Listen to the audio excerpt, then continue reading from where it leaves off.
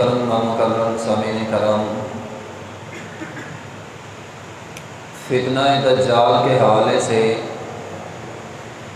ہم گزشتہ جمعۃ المبارک میں پڑھ رہے تھے۔ رسول اللہ صلی اللہ علیہ وسلم نے دجال کے حوالے سے اپنی امت کو مختلف مقامات پہ بڑی واضح تنبیہ کی اور فتنہ دجال سے بچنے کا طریقہ بھی بتلایا۔ نواس بن سمعان رضی اللہ تعالیٰ عنہ بیان کرتے ہیں، ذکر رسول اللہ صلی اللہ علیہ وسلم الدجال ذات غدات، ایک دن صبح رسول اللہ صلی اللہ علیہ وسلم نے فتنہ دجال کا تذکرہ کیا۔ فتنہ دجال کا تذکرہ نبی علیہ الصلوۃ والسلام نے اس انداز میں کیا، فخفض فیہ ورفع، آپ کی آواز کبھی بلند ہوتی تھی کبھی آہستہ ہوتی تھی۔ نبی علیہ الصلوۃ والسلام نے اس انداز میں فتنہ دجال صحابہ کرام کو بیان کیا کہ صحابہ کرام بیان کرتے ہیں، حتیٰ ظنناہ فی طائفۃ النخل، ہم نے سمجھا کہ شاید دجال ان کھجوروں کے جھنڈ کے پیچھے ہے، بس ابھی آ گیا۔ نبی علیہ الصلوۃ والسلام نے واعظ کیا، آپ علیہ الصلوۃ والسلام چلے گئے۔ اب صحابہ کرام فرماتے ہیں ہم بھی اپنے کام کاج میں چلے گئے، لیکن شام تک ہمارے دلوں میں وہ خوف رہا، ڈر رہا، ہمارے رنگ اڑے رہے کہ دجال تو بس ابھی آنے والا ہے۔ شام کو جب ہم نبی علیہ الصلوۃ والسلام سے ملے، آپ علیہ الصلوۃ والسلام نے فرمایا، ما شأنکم، اور تمہارا رنگ کیوں اڑا ہوا ہے، تمہیں کیا ہو گیا، پریشان کس وجہ سے ہو؟ قلنا یا رسول اللہ، ہم نے کہا اے اللہ کے رسول، آج صبح ذکرت الدجال غدات، صبح آپ نے ہمیں دجال سے ڈرا دیا، ہم تو آج سارا دن ڈرے رہے دجال سے۔ اے اللہ کے رسول، آپ نے دجال سے اس انداز میں ڈرایا، فخفضت فیہ ورفعت، آپ کی آواز اونچی ہوتی تھی، آپ کی آواز آہستہ ہوتی تھی، حتی ظنناہ فی طائفۃ النخل، ہم نے سمجھا شاید ان کھجوروں کے جھنڈ کے پیچھے دجال ہے۔ نبی علیہ الصلوۃ والسلام نے فرمایا، غیر الدجال اخوفنی علیکم، تم دجال سے خوف زدہ ہو، میں دجال کے علاوہ ایسے فتنے جانتا ہوں کہ جو دجال شاید میری امت کا اتنا نقصان نہ کرے جتنے وہ فتنے میری امت کا نقصان کریں گے۔ جیسے کہ پیچھے ہم نے ایک حدیث پڑھی تھی، نبی علیہ الصلوۃ والسلام نے فرمایا دجال اتنا نقصان میری امت کا نہیں کرے گا جتنا ریاکاری میری امت کا نقصان کرے گا۔ اور آج آپ دیکھ لیں، ہر بندہ الا ماشاءاللہ چند لوگ بچے ہیں، ہر بندہ ریاکاری پہ، ہر بندہ دکھلاوے پہ، اور المیہ یہ ہے کہ لوگ اس کو گناہ ہی نہیں سمجھتے، لوگ اس کو گناہ سمجھتے ہی نہیں ہیں، اس لیے تو یہ فتنہ ہے، اس لیے تو یہ دجال سے زیادہ نقصان کرے گا۔ بہرحال نبی علیہ الصلوۃ والسلام نے فرمایا، ان یخرج وانا فیکم فانا حجیجہ دونکم، فرمایا اگر وہ دجال نکلیا اس حال میں کہ میں زندہ ہوا، اگر میری موجودگی میں دجال آیا تو میں دجال سے کافی ہو جاؤں گا، تمہیں پریشان ہونے کی ضرورت نہیں ہے، دجال کا مقابلہ میں خود دلائل کے ساتھ کروں گا۔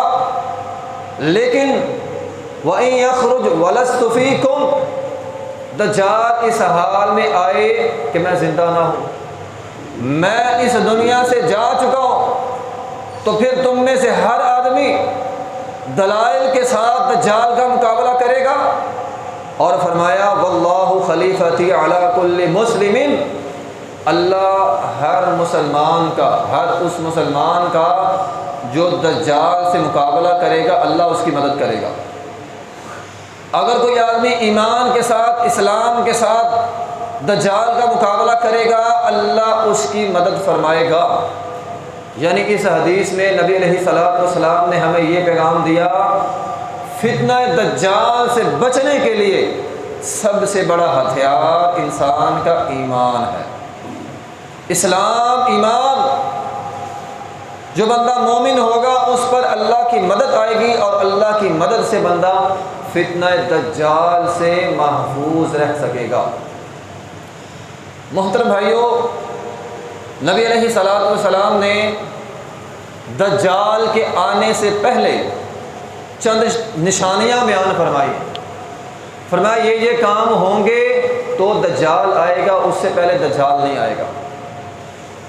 جن میں سے ایک نشانی، اور بلکہ بہت بڑی نشانی یہ ہوگی، دجال کی آمد کی بہت بڑی نشانی یہ ہوگی کہ نبی علیہ الصلوۃ والسلام نے فرمایا 3 سال قحط کے ہوں گے، اور یہ قحط کوئی معمولی قحط نہیں ہوگا، کسی علاقے کا قحط یا کسی ملک کا یا 2-4 ملکوں پہ قحط آ گیا، ایسا نہیں ہوگا، بلکہ نبی علیہ الصلوۃ والسلام نے فرمایا پوری دنیا قحط کا شکار ہو جائے گی، پوری دنیا میں قحط ہوگا۔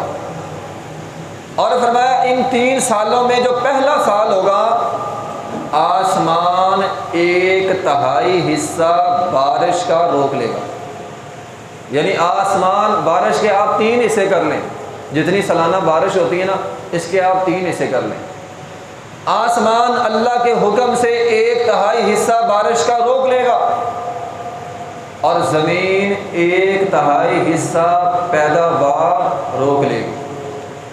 جتنا زمین سے سالانہ اناج اگتا ہے 1/3 حصہ کم ہو جائے گا، تیسرا حصہ کم ہو جائے گا۔ نبی علیہ الصلوۃ والسلام نے فرمایا جب دوسرا سال آئے گا، آسمان اللہ کے حکم سے 2/3 حصے بارش روک لے گا، زمین 2/3 حصے فصل روک لے گی، اناج رک جائے گا، صرف 1/3 حصہ اناج کا ہوگا۔ اور نبی علیہ الصلوۃ والسلام نے فرمایا جب تیسرا سال آئے گا، فرمایا زمین آسمان اپنا سارا بارش کا نظام روک لے گا، زمین سارا اناج روک لے گی، حتیٰ کہ ایک قطرہ نہ آسمان سے بارش کا ہوگا، نہ ایک دانہ زمین سے نکلے گا، حتیٰ کہ فرمایا جو درخت زمین پہ ہوں گے وہ بھی خشک ہو جائیں گے، ویران ہو جائیں گے، ان کا سبزہ ختم ہو جائے گا، الا ماشاء اللہ چند درخت ہوں گے جن کو اللہ تعالیٰ سالم رکھے گا، باقی درخت بھی ویران ہو جائیں گے، ٹہنیاں ان کی جھڑ جائیں گی، پتے ان کے جھڑ جائیں گے۔ 3 سال تک قحط سالی ہوگی۔ اور صحابہ کرام نے فرمایا، پوچھا نبی علیہ الصلوۃ والسلام سے، اے اللہ کے رسول ایک قطرہ بارش کا آسمان سے نہیں آئے گا، زمین سے ایک دانہ نہیں اگے گا، تو قیل فما یعیش الناس فی ذلک الزمان، لوگ کیا کھائیں گے؟ لوگ کھائیں گے کیا؟ محترم بھائیوں، یہ اگلا حدیث کا حصہ بڑا دھیان سے سنیں۔ 3 سال قحط کے ہیں، کچھ نہیں اگ رہا، زمین سے آسمان سے بارش نہیں ہو رہی۔ صحابہ کرام نے پوچھا لوگ اس زمانے میں کیا کھائیں گے؟ کیا کھائیں گے؟ نبی علیہ الصلوۃ والسلام نے فرمایا التحلیل والتکبیر والتسبیح والتمہید، فرمایا لوگ کیا کھائیں گے؟ لا الہ الا اللہ، اللہ اکبر، سبحان اللہ، الحمدللہ۔ فرمایا لوگوں کا لا الہ الا اللہ پڑھنا، سبحان اللہ پڑھنا، الحمدللہ پڑھنا، اللہ اکبر کہنا، یہ لوگوں کو ان کی معیشت، ان کا کھانا اس کا کفایت کرے گا۔ یعنی جو بندہ سبحان اللہ والحمدللہ ولا الہ الا اللہ واللہ اکبر پڑھے گا، اللہ اس کی معیشت صحیح فرما دے گا۔ آج آپ دیکھ لیں، بلکہ میں تو یہاں ضمناً یہ بات کہتا ہوں، بہت سارے لوگ کاروباروں کے حوالے سے بڑا پریشان رہتے ہیں، روزگاری کے حوالے سے بڑا پریشان رہتے ہیں، اپنی تجارت، اپنی ڈیوٹی، اپنا روزگار، مزدوری، اس حوالے سے لوگ بڑا پریشان رہتے ہیں۔ یہ جو نبی علیہ الصلوۃ والسلام نے وظیفہ بتلایا نا، سبحان اللہ والحمدللہ ولا الہ الا اللہ واللہ اکبر، اس کو یاد کر لیں۔ فرمایا اس فتنے میں جب اناج بالکل نہیں ہوگا، یہ وظیفہ پڑھنے والا اللہ اس کو کھلائے گا بھی، اللہ اس کو پلائے گا بھی۔ سبحان اللہ والحمد للہ ولا الہ الا اللہ واللہ اکبر۔ اور اگر آپ نوٹ کریں یہ چاروں چیزیں اللہ نے ایک عبادت میں رکھ دی ہیں، اور وہ عبادت ہے نماز۔ یعنی جو بندہ نماز کا پابند ہوگا، نماز پڑھنے والا، نماز کی پابندی کرنے والا، اللہ اس کو کبھی بھی رزق سے محروم نہیں کرے گا۔ خود بھی نماز پڑھیں، اپنے گھر والوں کو نماز پڑھنے کا حکم دیں۔ بلکہ اگر میں قرآن کی ایک آیت آپ کو سناؤں، اللہ رب العزت نے قرآن مجید کے اندر حکم دیا ہے وَأْمُرْ أَهْلَكَ بِالصَّلَاةِ وَاسْتَبِرْ عَلَيْهَا لَا نَسْأَلُكَ رِزْقًا نَحْنُ نَرْزُقُكَ۔ اللہ رب العزت فرماتے ہیں وہ بندہ جو خود نماز پڑھتا رہا، اپنے گھر والوں کو نماز پڑھنے کا حکم کرتا رہا، وَاسْتَبِرْ عَلَيْهَا اور نماز پر پابند رہا، نَحْنُ نَرْزُقُكَ ہم اس کو رزق دیں گے۔ کیونکہ نماز میں اللہ کی حمد و ثنا بھی ہے، کبریائی بھی ہے، بڑائی بھی ہے، دعائیں بھی ہیں، التجائیں بھی ہیں۔ اس حدیث کے تحت جو بندہ نمازی ہوگا، سبحان اللہ پڑھنے والا، الحمدللہ پڑھنے والا، اللہ اس کو رزق سے محروم نہیں کرے گا۔ تو بہرحال 3 سال قحط کے ہوں گے، اور نبی علیہ الصلوۃ والسلام نے فرمایا یہی وہ وجہ ہے، قحط سالی ہوگی، دجال آئے گا، لوگ دجال پر ایمان لے آئیں گے۔ وجہ کیا ہے؟ فرمایا دجال کے پاس اناج ہوگا، رزق ہوگا، معیشت ہوگی، دنیا ہوگی، دنیا کی عیش ہوگی، خزانے ہوں گے دجال کے پاس۔ جب وہ خزانے لوگوں کو دے گا، لوگ اس پر ایمان لے آئیں گے۔ اب لوگ تو بھوک پیاس سے مر رہے، اناج ہو نہیں رہا، آسمان سے بارش آ نہیں رہی، جب دجال آ کے انہیں اناج دے گا فوراً اس پر ایمان لے آئیں گے۔ نبی علیہ الصلوۃ والسلام نے فرمایا فَيَأْتِي عَلَى الْقَوْمِ فَيَدْعُوهُمْ وَيُؤْمِنُونَ بِهِ وَيَسْتَجِيبُونَ۔ دجال ایک قوم کے پاس آئے گا، انہیں ایمان لانے کی دعوت دے گا۔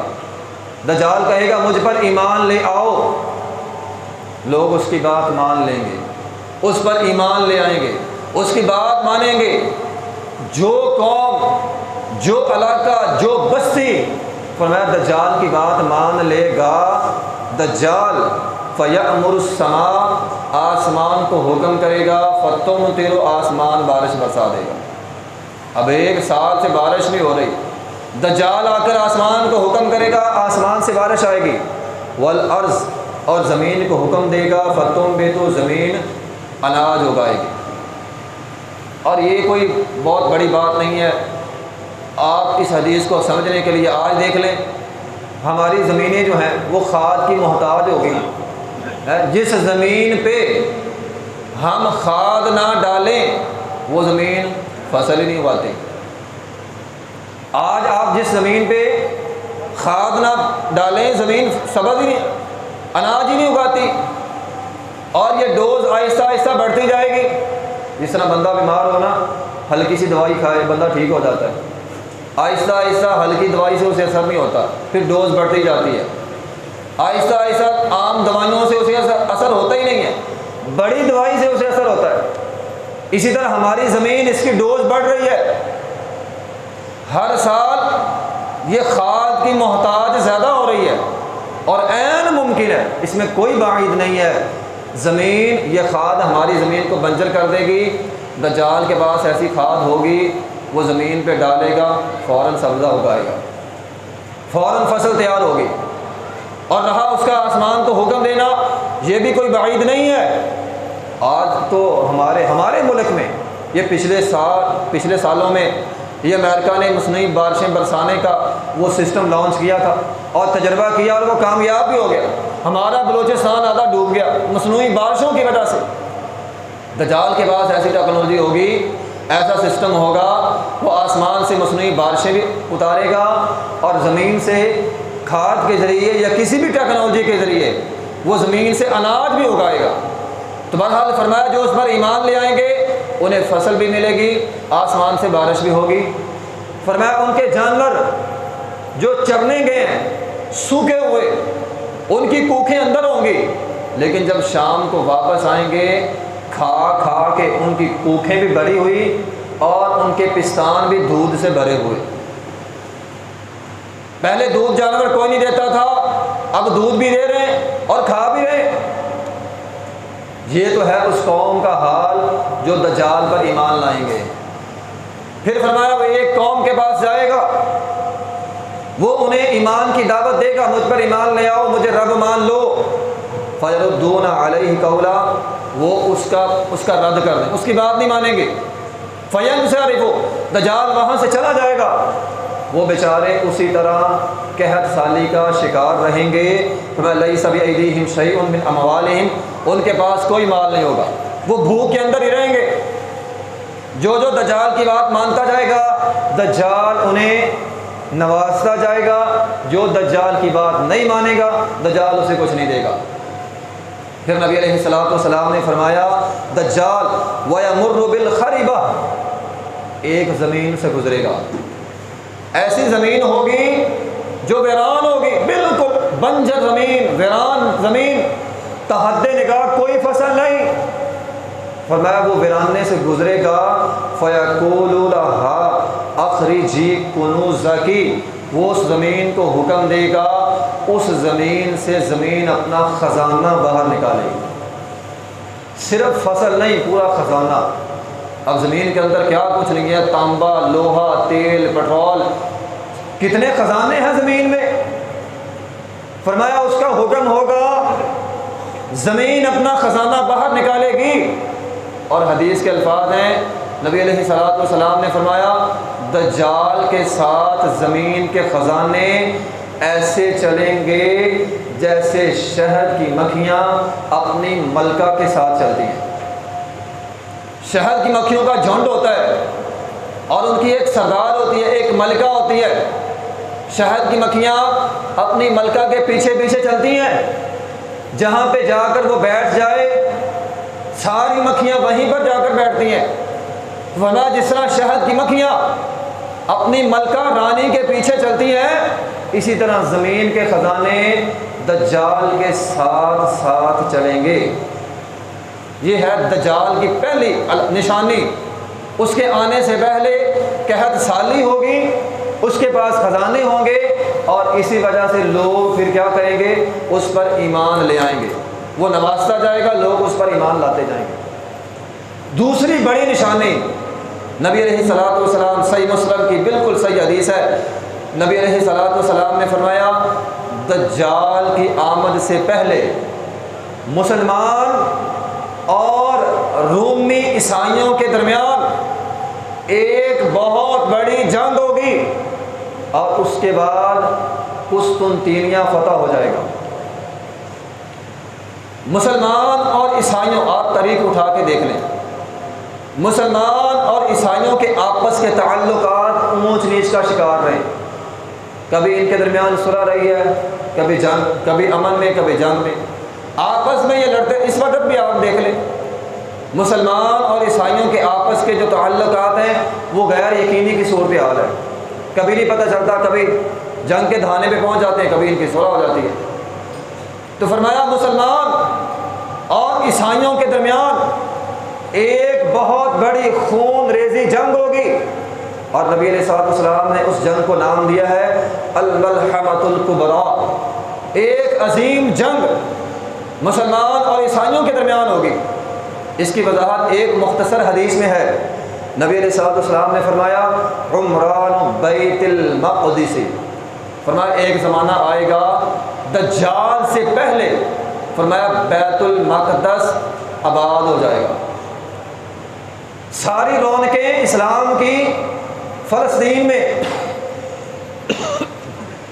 بیت المقدس آباد ہو جائے گا۔ اور فرمایا جب بیت المقدس آباد ہوگا خراب یثربا، مدینہ شہر ویران ہو جائے گا۔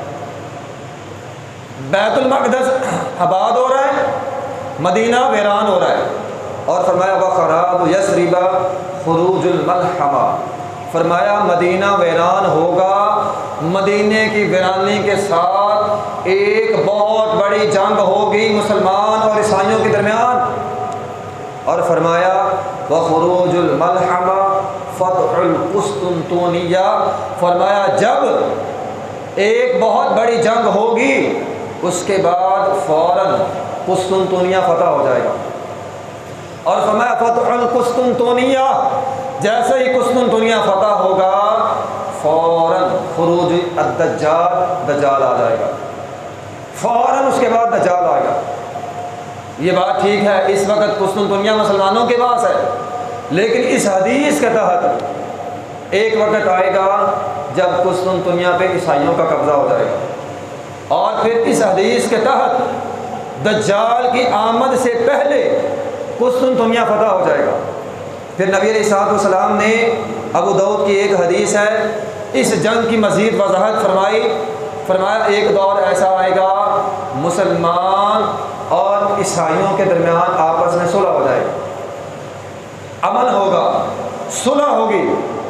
فرمایا دونوں مل کر اپنے ایک مشترکہ دشمن کے ساتھ لڑیں گے، مسلمان اور عیسائی دونوں مل کر اپنے ایک مشترکہ دشمن کے خلاف لڑیں گے، اللہ تعالیٰ مسلمانوں کو اور عیسائیوں کو فتح عطا فرما دے گا۔ اب دونوں ہیں، دونوں کو فتح مل گئی، اب مال غنیمت سمیٹیں گے۔ فرمایا مال غنیمت سمیٹنے کے بعد مسلمان اور عیسائی جنگ سے واپس آ رہے ہیں، واپسی پر ایک جگہ پڑاؤ کریں گے، لشکر سارا ایک جگہ بیٹھے گا، آرام کرے گا، سکون کرے گا۔ فرمایا اسی دوران کیا ہوگا، ایک عیسائی اٹھے گا، وہ صلیب کھڑی کرے گا اور کہے گا صلیب غالب آ گئی، صلیب غالب آ گئی، صلیب کی جیت ہو گئی۔ فرمایا ایک مسلمان کو غیرت آئے گی، وہ اٹھے گا، صلیب توڑ دے گا۔ جیسے ہی مسلمان صلیب توڑے گا، مسلمان اور عیسائی جو آپس میں مل کر لڑے تھے وہ ایک دوسرے کے فوراً دشمن ہو جائیں گے، اور ایک بہت بڑی لڑائی ہوگی، بالآخر اللہ تعالیٰ مسلمانوں کو فتح دے گا۔ اور اسی جنگ کا ایک تذکرہ صحیح مسلم کے اندر بھی ہے، نبی علیہ الصلوۃ والسلام نے فرمایا لا تقوم الساعة حتى ينزل الروم بالاعماق، فرمایا اس وقت تک قیامت قائم نہیں ہوگی جب روم کے عیسائی اعماق نامی جگہ پہ جمع ہو کے مسلمانوں کے ساتھ لڑائی کریں گے۔ یہ اعماق کون سی جگہ ہے؟ یہ اس وقت ملک شام میں حلب اور انطاکیہ کے درمیان علاقہ ہے، وہاں پہ سارے رومی جمع ہو جائیں گے، عیسائی سارے جمع ہو جائیں گے، ایک بہت بڑا لشکر عیسائیوں کا وہاں پہ اکٹھا ہوگا۔ فرمایا اس کے مقابلے میں فَيَخْرُجُ إِلَيْهِ جَيْشٌ مِّنَ الْمَدِينَةِ، مدینہ رسول سے صلی اللہ علیہ وسلم وہاں سے ایک لشکر نکلے گا۔ نبی علیہ الصلوۃ والسلام نے فرمایا وہ لشکر جو مدینہ سے نکلے گا من خیار اہل الارض یومئذ، اس وقت کا دنیا کا سب سے بہترین لشکر ہوگا، نیک لوگوں کا لشکر جو روم کے خلاف اعماق نامی جگہ پہ جائے گا اور لڑے گا۔ اب فرمایا دونوں لشکر آمنے سامنے، بہت بڑی تعداد رومیوں کی، بہت بڑی تعداد مسلمانوں کی، لیکن رومی مسلمانوں سے کہیں گے ہم تمہارے ساتھ لڑنے نہیں آئے، ہم نے لڑنا ہے ان لوگوں کے ساتھ جو ہمارے ہیں لیکن تمہارے لشکر میں ہیں، ہمارے تھے، تم نے ہم سے جنگ کی، تم فتح یاب ہو گئے، ہمارے لوگ تمہارے قیدی بن گئے، اب وہ قیدی ہمارے سامنے کرو۔ انہوں نے اپنا ایمان بدل لیا ہے، مسلمان ہو گئے ہیں، ہم ان مسلمانوں سے لڑنا چاہتے ہیں جو در حقیقت ہمارے تھے، پہلے ہم نے ان سے مقابلہ کرنا ہے، جنہوں نے ہمارے اندر غداری کی ہے ہم ان کو معاف نہیں کریں گے، ہم ان کے ساتھ لڑیں گے۔ مسلمان کہیں گے نا بھائی، لا واللہ، اللہ کی قسم ایسا تو نہیں ہوگا، پہلے وہ تمہارے تھے، اب وہ ہمارے اسلامی بھائی ہیں، کلمہ پڑھ لیا انہوں نے، مسلمان ہو گئے، اب ہم ان کو تنہا نہیں چھوڑیں گے، ہم ان کے ساتھ مل کر لڑیں گے۔ اسی دوران نبی علیہ الصلوۃ والسلام نے فرمایا فَيُقَاتِلُونَهُمْ، ان کے درمیان ایک بہت بڑی لڑائی ہوگی، لیکن لڑائی کے آغاز میں نبی علیہ الصلوۃ والسلام نے فرمایا فَيَنْفَزِمُ، ایک لشکر مسلمانوں کا ثلث 1/3 حصہ، یعنی لشکر کے 3 حصے کر کے فرمایا 1/3 حصہ جنگ سے بھاگ جائے گا۔ مسلمانوں میں سے 1/3 حصہ جنگ سے بھاگے گا، لا یتوب اللہ علیہ ابدا، اللہ اس لشکر کی اس حصے کی کبھی توبہ قبول نہیں کرے گا۔ ایک حصہ ڈر کے بھاگ جائے گا مسلمانوں میں سے، اور دوسرا حصہ وَيُقْتَلُ ان سے لڑے گا، اور اتنا لڑے گا کہ شہید ہو جائے۔ اور فرمایا نبی علیہ الصلوۃ والسلام نے افضل الشہداء عند اللہ، وہ اللہ تعالیٰ کے ہاں بہترین شہداء ہوں گے، اور ان کی شہادت کی بھی وہ کس طرح شہید ہوں گے۔ صحیح مسلم کی ایک حدیث میں وضاحت موجود ہے، فرمایا رومیوں اور مسلمانوں کا لشکر آمنے سامنے ہوگا، مسلمانوں کے لشکر میں ایک حصہ اللہ کے ساتھ یہ عہد کرے گا لڑیں گے مریں گے، شہادت کا جذبہ لے کر آگے بڑھے گا، فرمایا صبح سے لے کر شام تک ایک بہت بڑی جنگ ہوگی، لیکن فیصلہ نہیں ہوگا جنگ کا، شام رات ہوگی، دونوں لشکر واپس ہو جائیں گے، لیکن مسلمانوں کے لشکر میں جو شہادت کا جذبہ لے کر نکلیں گے وہ سارے شہید ہو جائیں گے۔ دوسرے دن اور لوگ آئیں گے مسلمانوں کے لشکروں میں، شہادت کا جذبہ لے کر نکلیں گے، شام تک لڑائی ہوگی، نتیجہ کوئی نہیں آئے گا، اور وہ لوگ بھی شہید ہو جائیں گے جنہوں نے شہادت کا عزم لے کر نکلے تھے۔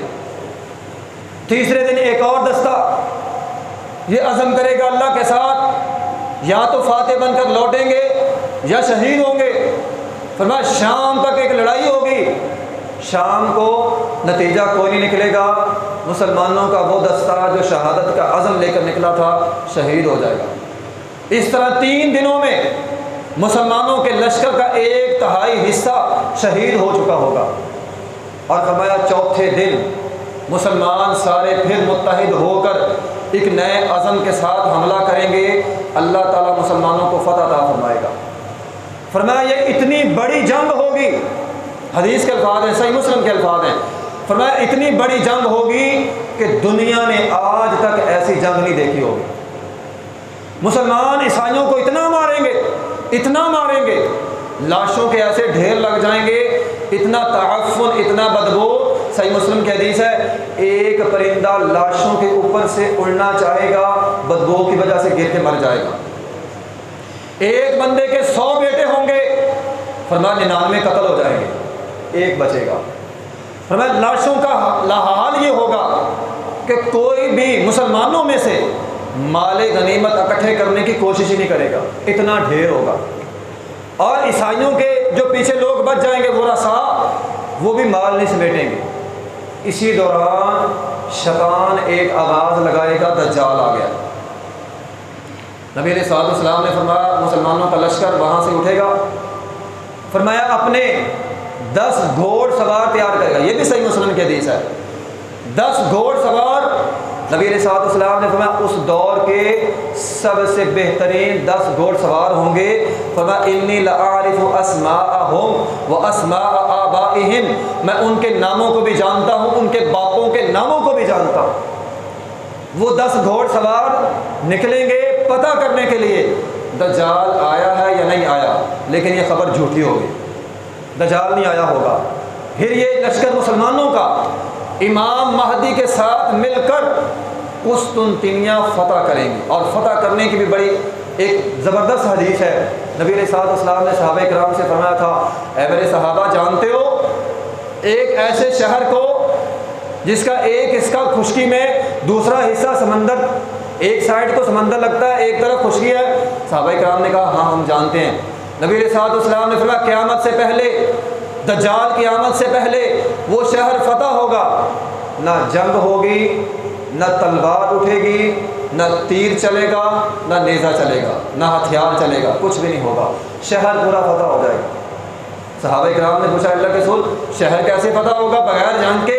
فرمایا ہاں، اللہ تعالیٰ مسلمانوں کو رعب اور دبدبہ ایسا عطا فرمائے گا کہ مسلمان پڑھیں گے لا الہ الا اللہ واللہ اکبر، اتنا جملہ بولیں گے شہر کا ایک حصہ فتح ہو جائے گا۔ پھر لا الہ الا اللہ واللہ اکبر پڑھیں گے، شہر کا دوسرا حصہ فتح ہو جائے گا۔ پھر لا الہ الا اللہ اللہ اکبر پڑھیں گے، پورا شہر ہی فتح ہو جائے گا۔ ابھی مسلمان شہر کو فتح کر کے امام مہدی کے ساتھ مال غنیمت اکٹھی کر رہے ہوں گے، پھر افواہ آئے گی دجال آ گیا، دجال آ گیا۔ اب مسلمان قسطنطنیہ میں ہوں گے، دجال کا سن کے واپس نکلیں گے، پتہ کریں گے خبر جھوٹی ہوگی، لیکن جیسے ہی مسلمان اپنے علاقے یعنی شام میں جائیں گے، حقیقت میں دجال آ چکا ہوگا۔ اور یہی وہ مقام ہے کہ نبی علیہ الصلوۃ والسلام نے جس کی طرف اشارہ کیا تھا، فرمایا لوگ امام مہدی کے ساتھ ملک شام میں دمشق میں ہوں گے، مسلمانوں کا سارا لشکر ہوگا، اور اسی دوران جب کہ دجال آ چکا ہوگا، دجال کا فتنہ جاری ہو چکا ہوگا، اللہ تعالیٰ عیسیٰ علیہ السلام کو نازل فرمائیں گے، اور یہ جو مسلمانوں کا لشکر ہے یہ اس وقت کا مسلمانوں کا بہترین لشکر ہوگا جو امام مہدی کی زیر قیادت ہوگا، اور یہ لشکر آسمان سے عیسیٰ علیہ السلام کو آتا اپنی آنکھوں سے دیکھیں گے، اور پھر عیسیٰ علیہ السلام کے ساتھ مل کر یہ دجال کا جو ہے وہ مقابلہ کریں گے۔ اس سے آگے انشاءاللہ العزیز ہم اگلے جمعہ المبارک کے اندر پڑھیں گے۔ وآخر دعوانا الحمدللہ رب العالمین۔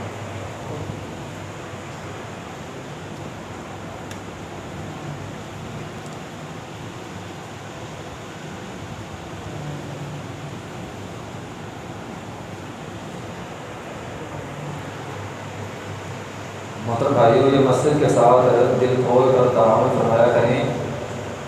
گرمیاں ہیں، مسجد کے بہت سارے ضروری اخراجات ہوتے ہیں جو آپ لوگوں کے تعاون کے ساتھ ہی ممکن ہوتے ہیں۔ آپ مساجد کا خیال رکھیں، اللہ آپ کا خیال رکھے گا۔ شیطان تو ڈراتا ہے انسان کو کہ خرچ کیا، الشیطان یعدکم الفقر، غریب ہو جاؤ گے، لیکن اللہ فرماتا ہے خرچ کرو میں اور دیتا ہوں۔ اس لیے مساجد کے ساتھ دل کھول کر تعاون فرمایا کریں۔ جمعے کے بعد آپ لوگوں سے درخواست کی جاتی ہے تو آپ احباب دل کھول کر مسجد کے ساتھ جو ہے وہ تعاون فرمائیں۔ ان الحمدللہ